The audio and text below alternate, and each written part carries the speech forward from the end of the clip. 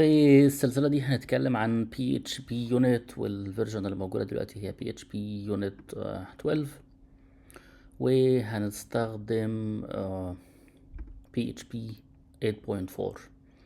في الريبوزيتوري ده اللي هسيب لك اللينك بتاعه تحت الفيديو، هتلاقي السورس كود اللي احنا بنشتغل عليه.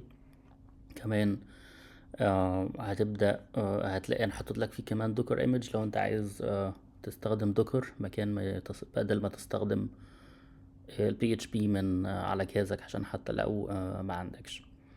كمان في الدوكر ايمج دي لو احتاجنا اي حاجة نعمل لها سيت اب او كده هبقى احطها فيها، فانت يبقى عندك كل حاجة زي جاهزة. فالاحسن طبعا تستخدم ايه دوكر. كل اللي انت محتاج تعمله انك تعمل كلون للريبوزيتوري ده، وبعدين ترن الكوماند ميك. لو بتستخدم لينكس او ماك هتلاقي ميك عندك على طول باي ديفولت في جهازك. لو مش موجود في جهازك اعمل لها انستول. فبعد ما تعمل كلون هتفتح التيرمينال بتاعتك، بعدين تعمل ميك،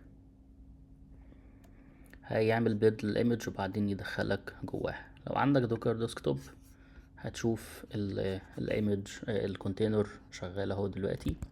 انا دلوقتي جوه الكونتينر، ممكن اقول له php-v، فمعمول انستول اهو ل php 8.4.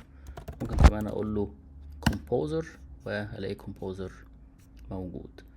في الفيديو الجاي هنعمل سيت اب للبروجكت ونحط فيه php unit.